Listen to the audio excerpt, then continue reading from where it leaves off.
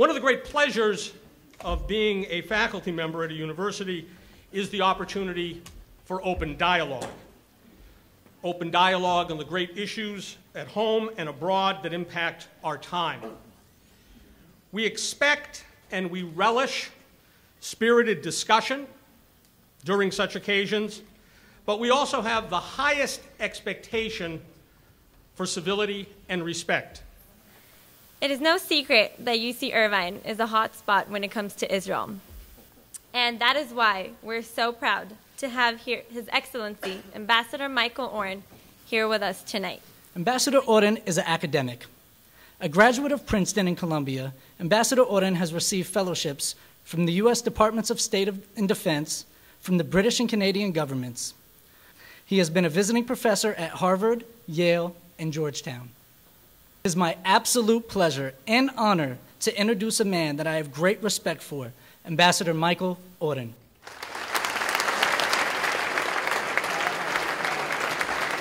Thank you all, Shalom. It is a great delight to be back at UCI. I spoke here about 5-6 years ago to a somewhat smaller gathering. It is a great honor to address such a diverse crowd, both of students and community members. A great opportunity for me.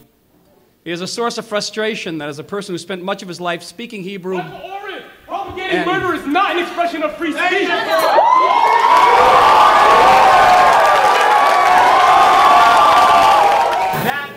That violates a number of rules that we have at the university. Having one person do it is fine. Get it out of your system. But we're going to be polite and courteous to our guests.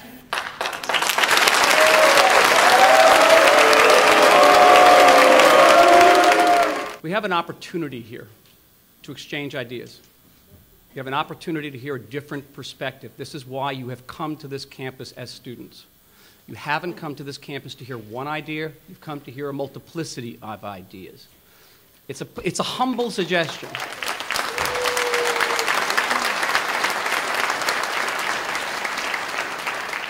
It is one of the inestimable values of education in this country, that you have that opportunity. Don't squander the opportunity. Israel you know him. Guilty of 101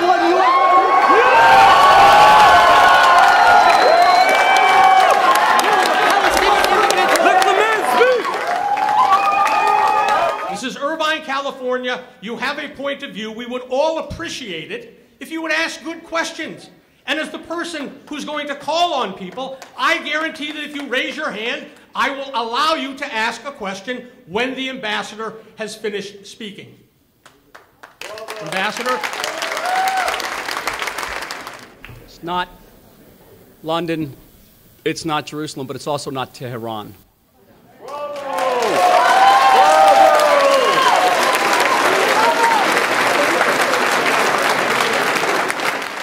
And so, the foreign minister, not known for being queasy, looks at me and says, "Oy, are you going to have a hard job?"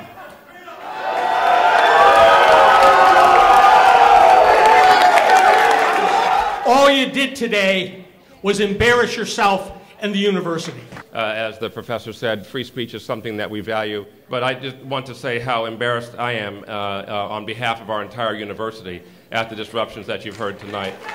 Any student that has to be removed from this room because they are violating that code of conduct is going to be subject to disciplinary proceedings by the appropriate procedures on this campus. One of those procedures can result in suspension or dismissal from the university. I want to add one more thing.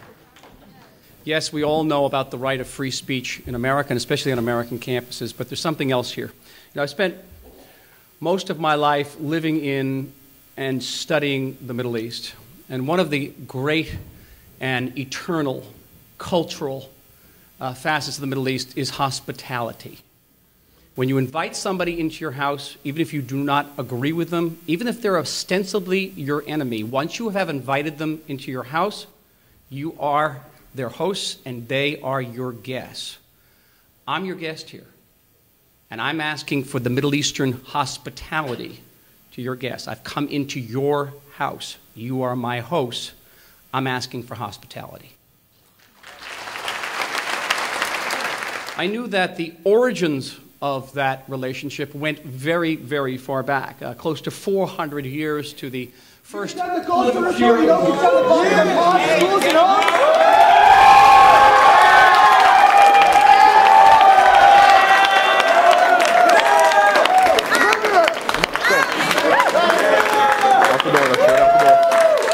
And many of these founding mothers and fathers concluded that to be good Americans, it was their divinely ordained duty to help the old Jews get back to the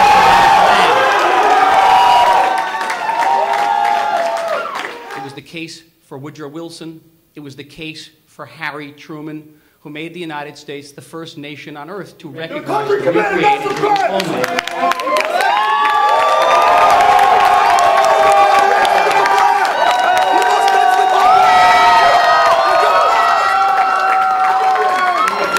U.S.'s relationship is the most multifaceted, multi-layered, deepest alliance this country has had with any foreign nation in its post-World War II period.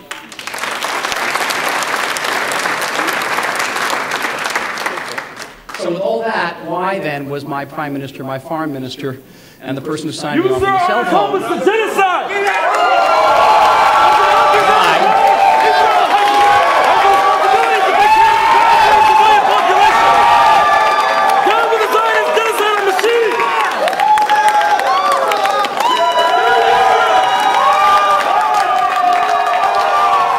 Individuals who are leaving the office, leaving the room, Chief Hennessy, are also being arrested. And the Israeli people had gone to the polls. Michael, and they had elected, propagating murder is not an expression of free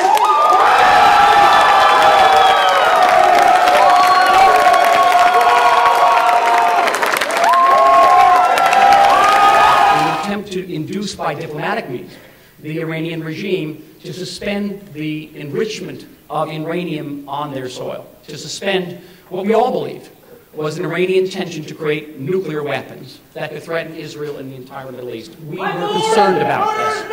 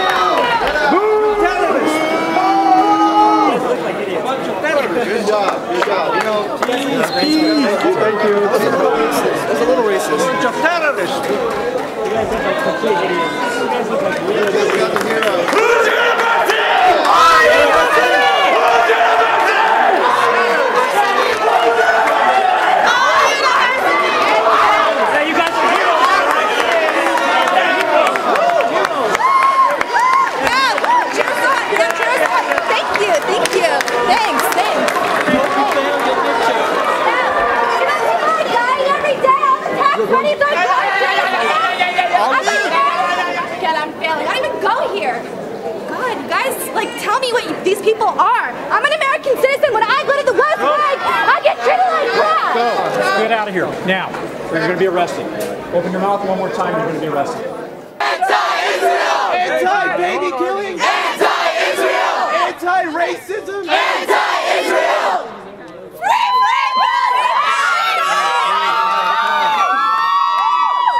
You guys are all women. We're going this way. I know that you're going to think this is strange, but I really wish they had stayed.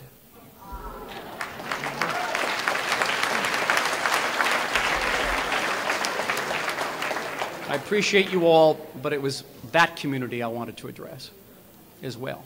Important that they hear, as I listen to them in Washington.